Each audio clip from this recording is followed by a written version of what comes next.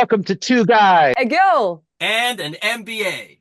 So today, talking about World Happiness Index, we have this visualization here, and the list of countries: Finland, Denmark, Iceland, Sweden, Netherlands, top five. Uh, where was Ukraine in this, I wonder? 111. Oh no. Well, Yeah, not good obvious time. reasons. But we have a reason. We have a reason, I think definitely. Kuwait was like 30. They dropped. They were like 13 before. Now they fell down. What about Canada? I think it was like 20s. Canada and US were in like the 20s. What do you Mhm. think about happiness? It's not only, but like, it's not like happiness like an emotion. They calculate GPT level, uh, uh, health, education, uh, anything what can make your life easier, happier. And I think Finland did a good job and continue to do this because it's not only first time when Finland um, like set this for the winner, the first place. And I Mhm. think we should learn something from Scandinavian countries because there are not only Finland. I think top five Denmark. There are. Could you Yeah, please look. back to this? I think it's Denmark.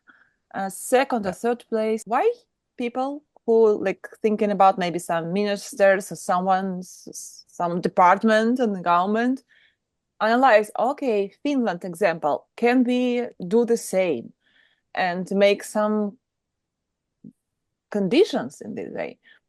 You shouldn't think about, okay, more land I will have or more people in my country or more something.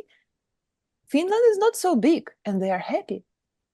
The people are happy, real one. And I think the happy country could be example if you want to invest. For instance, I want to visit Finland as a tourist. If I have opportunity, I will happy to invest there because I want to make a deal with happy people. Happy people don't do some crazy things. Don't attack you, for instance. But I think it's most psychological. If you're happy, would you go outside and shout on someone and be rude? What do you think? Is it true if you're happy, you don't be rude, mean, don't leave mean comments in the YouTube? According to Wikipedia, the data is collected in over 150 countries, and some of the variables they track are real GDP per capita, health, life expectancy, freedom to make life choices, perception of corruption, generosity, social support. I know one of them is education, educational outcomes. I think it's important because a lot of time in economics and business, we measure just the money part, and there's all those other parts of life that, living in Kuwait, Kuwait's up high on the list because it has high GDP, but some of the other factors, could be improved. And a lot of countries maybe might have outsized health, outcomes, but then their GDP is low. So, how happy can you be? I think there's a threshold, it's like 50 or $75,000, and above that level of income, this is from Harvard, I think. You don't actually get happier. You might actually get less happy as you get more stress and more obligations. And so there's this balance in life between economic success and happiness and overall well-being. What do you think?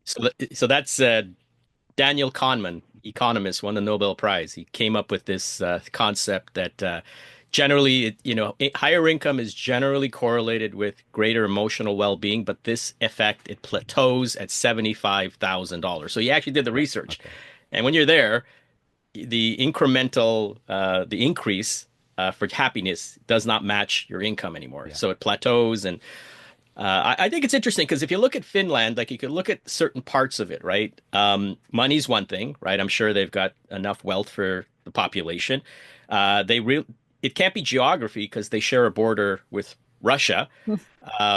It could be war because I don't think Finland's ever invaded anybody. I'm not sure, except I guess with the Vikings. I think last was Finland was invaded Invaded uh, by Russia, by right? Russia 80 years ago.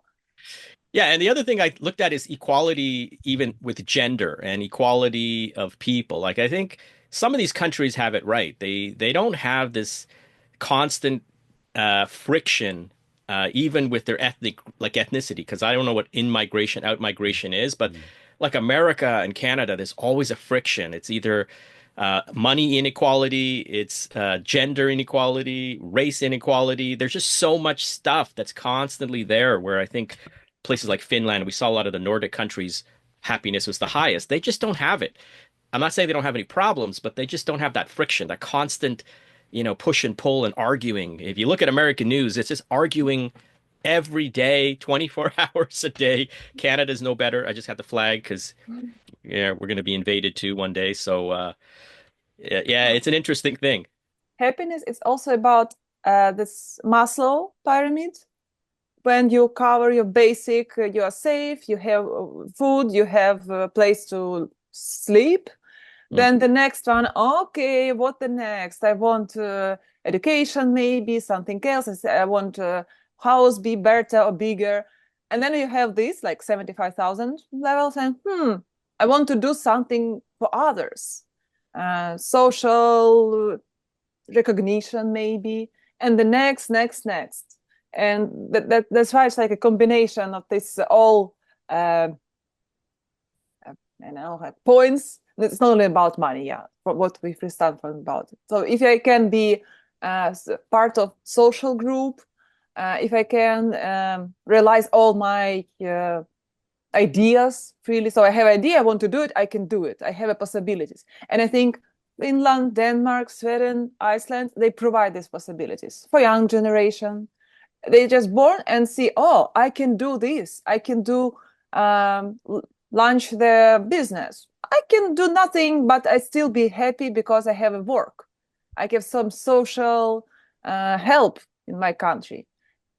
So it's all about this, like hard, but it's not only about the good weather. Anyway. I mean, I think what Azwar said about the in-group is important, that you have a homogenous culture, more or less. I mean, you do have minorities in these countries, but it's, people are very similar. And so you can see, I think we talked about that in our diversity video, where like, when you have more of a diverse group of people, you have less conflicts, but then you have less diversity, so you have less breakthroughs and creativity and so forth. The other thing is that Finland, and this is the 8th year in a row, by the way, that Finland is number one. It's not like, they're over time It's the not once. happiest. It's And one of the big factors, I think, is the social welfare system. I'm looking at this New York Times article from 2023, and it's saying, they have all these, great health care, universal health care, education is standardized, and it's great all across Finland. And, it's not like in America, if you live across the street from this block or that block, depending on your property value, you get the best school or the worst school. It's not like that in Finland and some of these Nordic countries. Every school's the same and they're all excellent. The Times article is interesting. It mentioned the happiness is not exactly happiness, it's something more like contentment, and that people actually, their bar is a little lower. So maybe whereas in America and other Western countries, people have been, primed to expect all these great things in life, people in Finland might be more appreciative of nature, spend more time in creative activities. Whatever value you want to put on that, it equates to a higher WHI index rating 8 years in a row. I think you mean like successful success. This is like the US lives in this, like you should be successful and more successful than your neighbor, more successful than your colleagues. You should achieve, you were 20, you didn't get your first million, you're a loser. Yeah. Here's the quote. It turns out even the happiest people in the world aren't that happy, but they are something more like content. Finns derive satisfaction from leading sustainable lives and perceive financial success as being able to identify and meet their basic needs. So it's a mindset is a big part of it, not just the actual economic and tangible factors. It's not about Ferrari in your garage. Please consider subscribing below. Thank you for being with us. Please leave your comments, feedback, what you think about us, and see you in the next podcast. Bye.